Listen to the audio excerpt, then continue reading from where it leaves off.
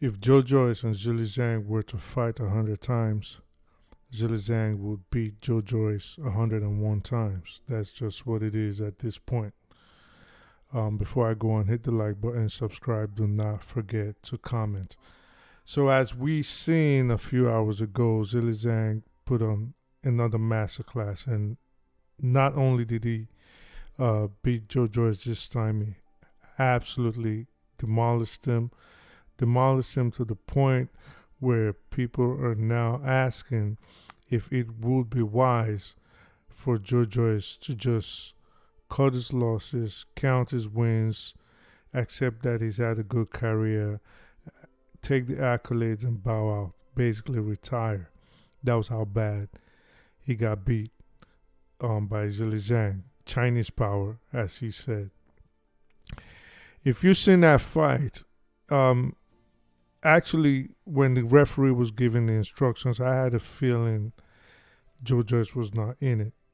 If you go back and look at it, because me, I like to look at body language a lot. And I think, like I always say, body language reveals your mentality, and your mentality reveals how you're going to do in a fight. Now, that does not mean sometimes it is a fight or flight situation where a fighter that would ordinarily lose wins because he's intimidated and he has his back to the wall and he will fight like the caged animal he is. So I'm not saying it is in all aspects, but most times a person's body language reveals where they are and what performance they're going to put on in a fight. And if you look at when the referee was giving the instructions, Joe Joyce looked completely scared. He looked scared, like he did not want to be there. The referee was giving the instructions, and Joe Joyce, look in his eyes, he was not looking at Zhang. I kept rewinding it. I went back to look at it to say, oh, maybe it was the angle of the cameras. No, he could not look Zhang in the face. He was looking at Zhang's trainer, while Zhang, on the other hand, was looking directly at Joe Joyce, ready to go in there and pummel him a second time, which is exactly what he did. Now, moving on to the fight. The moment the bell rang, and what did Zhang do? Ran to the middle of the ring, went at Joe Joyce. Again, what did Joe Joyce do? You could tell he was tentative. He was scared. Right away, you could tell his game plan, circle to the left. And Zhang tried to feel him out.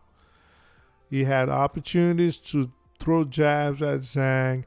His plan was like he was measuring. Yeah, you say, okay, he was measuring. He didn't want to just swing and miss. But I knew right away from the first round that Joe Joyce was in trouble. He did not want to be there. He did not want that fight. And by the second round, Zhang seen that and he capitalized on it. And he just started teeing off on Joe Joyce. Masterful performance by Zhang, I'd say. I give him that. Masterful. He just beat him the same way. You know, and a lot of people are actually making a mistake that it was because of his head movement or a lack thereof of a head movement by Joe Joyce. And while I agree that, of course, that was definitely a problem, his footwork was terrible. When you fight a southpaw, one of the first things your trainer needs to tell you to be cognizant of is to have your lead foot on the outside of his, so his is inside yours. Because if you do not have your lead foot on the outside, he's gonna easily catch you with straight lefts. So go look at, for example, Devin Haney versus Lomachenko. That was something Devin Haney was very, very, very mindful of. And each time Lomachenko tried to put his foot on the outside, Devin spun him around, turned, duck, tucked his chin, and turned around and had his foot right back on the outside. And Loma could not do anything about it. You know, all that constant moving, nah, it didn't work. So that was something I think Salas, that's his name, Ismail Salas, I think, Joe Joyce's coach, he should implemented that into his training. I don't know. Another thing I think that affected Joe Joyce was his weight. How he came in over 20 stone from 18 stone to, he was in his mid 250s the last time. He came in about 280. I don't get what, maybe he didn't train like Derek Chisora said.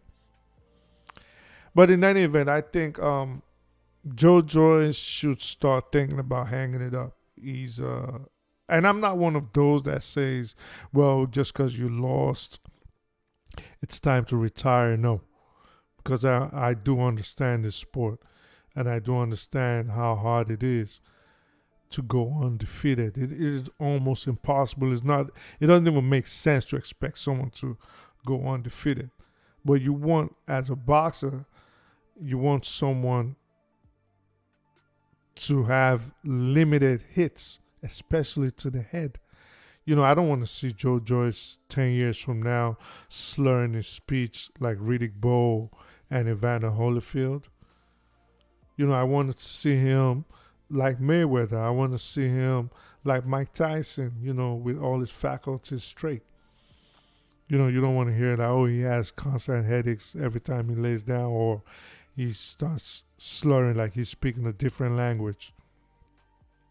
So I think, honestly, I think it's time for Joe Joyce to think about retiring. It's almost that time, especially if your defense is blocking punches with your face, and that's what everybody knows you for. To start getting beat up and knocked out at almost 40 years old, and your punches, you were slow before, but now Joe Joyce is basically a sloth. He telegraphs his punch like a 2-year-old could see it coming a mile away and still just sit down, watch a cartoon movie and still duck. You know, you could just stay there, watch a commercial and a 50-second commercial, and Joe Joyce's punch is still coming from downtown, and you still evade it. So it's about time. He's getting his jaw cracked. He's had his eye busted. You know, give him a few easy fights. The big money fights are gone. Or if he can sit Joshua down, for example, and say, you know, talk to him man to man, like, let me get some bread, let me get some M's with you. You know Joshua always blesses these guys. He's not getting money from Wilder, and he's definitely not getting anything from Fury, because they could have been made that fight. Fury probably offer him a can of Coke and 2 bags of chips, maybe throwing $2, or is it £2 they use over there? So yeah, that's what he should do. You know, probably just have a personal call himself, leave Frank Warren out of it, call Joshua or call Eddie Hearn. They're good businessmen over there, and they don't mind breaking bread with everybody. Just talk to them, you know. You've been fighting all this while, and you only got, 600,000 your last fight. He fights Joshua, he's going to come off with at least 2-3 million pounds, which he should have done a long time ago. But this is what they always say. You know, you had the opportunity, you keep messing it up, it goes away, now your stock drops. Where do you go from here, Joe? You're 38 years old. So in any event, who do we want to see Zhang fight next? Who do we want to see him go in the ring with? Personally, I think he should seek out a Deontay Wilder fight. I think that's going to be a big one, if Wilder's going to take it. Because I know Wilder is not going to want to be in a position like Joe Joyce, where you get to a stage to make life-changing money with Joshua, and then boom, you get knocked out. because I think Zhang does have a chance to put a beating on Wilder. With Fury, I don't know. Fury is a WWF star now.